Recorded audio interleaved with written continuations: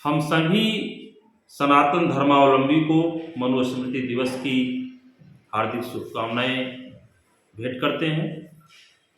मनुस्मृति को लेकर के तमाम भ्रांतियां हैं, तमाम विवादास्पद बातें हैं।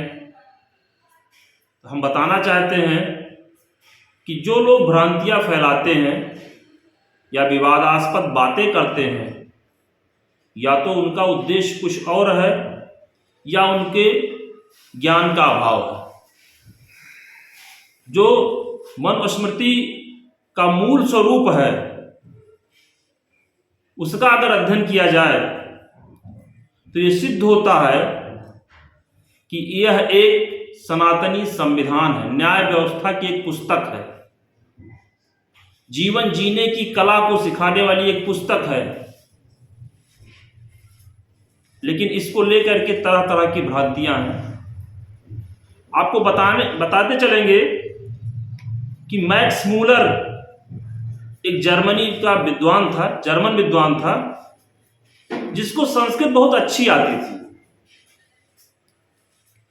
मैक्स मूलर ने हमारी मनुस्मृति की मूल प्रति का अध्ययन किया, फिर उसको जर्मन भाषा में रूपांतरित किया और फिर उसे अंग्रेजी में बदला गया।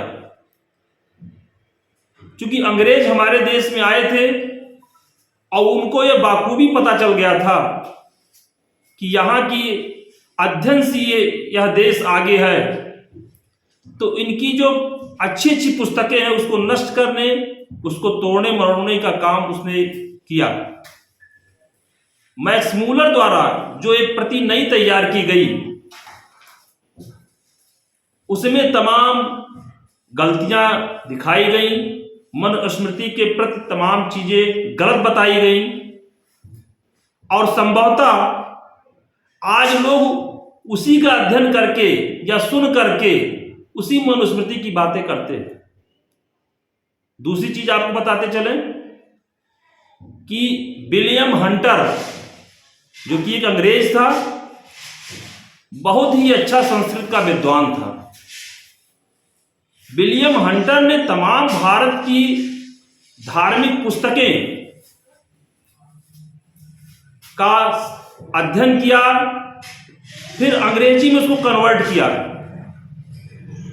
और तमाम पुस्तकों का उसको तोड़ मरोड़ के अपनी भाषाओं में उसको प्रस्तुत किया। विलियम हंटर की अगर बात की जाए तो बहुत सारी धार्मिक पुस्तकों के साथ उसने छेड़छाड़ किया था और वो ऐसा अकेला व्यक्ति नहीं था। उसके पीछे अंग्रेजों की एक कमेटी थी जिसको बाद में हंटर कमेटी का भी नाम दिया गया। तो हम अपने उन सभी सनातन धर्मियों से, अपने भारतवासियों से, उन भारतीयों से जो विदेश में रह रहे हैं, उन सब से मेरी अपील है कि मनुस्मृति को पढ़ें, अपने घर में एक एक पुस्तक रखें और उसको जानें। किसी के कह देने मात्र से ही कोई पुस्तक, प्रमाणित पुस्तक, गलत नहीं हो जाती है। आज के समय में एक षड्यंत्र चल रहा है जो कि मनुस्मृति को गलत ठहराया जा रहा है। ऐसा कहा जाता है कि मनुस्मृति में नारियों के प्रति गलत धारणाएं दी गई हैं। एक वर्ग जिनको शूद्र कहा जाता है उनको गलत साबित किया गया है। साथ साथ यह भी कहा जा रहा है कि मनुस्मृति में ऐसा कहा गया है कि ब्राह्मण का बेटा ब्राह्मण ही होगा, क्षत्रिय का बेटा क्षत्रिय होगा, मतलब जिसकी संतान होगी वही होगा। अगर मनुस्मृति की यह बात को आप प्रमाणित करते हैं तो आज के दौर में एक आईएएस का बेटा आईएएस क्यों नहीं हो जाता है? जिलाधिकारी का बेटा जिलाधिकारी ही होना चाहिए, कोई दूसरा उस स्थान पे क्यों आता है? इस भ्रांतियों से आप बाहर निकलिए। जो लोग षड्यंत्र कर रहे हैं उनसे मनुस्मृति का अध्ययन करके शास्त्रार्थ कीजिए तर्क से उनको समझाइए। और मैं भारत की सरकार से भी कहना चाहता हूं कि मनुस्मृति कोई ऐसी वैसी पुस्तक नहीं है,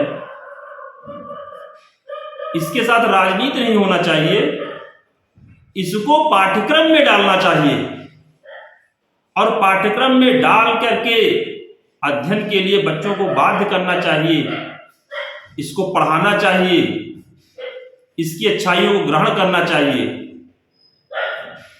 बस मुझे इतना ही कहना है। एक बार सभी भारतवासियों को मनुस्मृति दिवस की हार्दिक बधाई व शुभकामनाएं। धन्यवाद।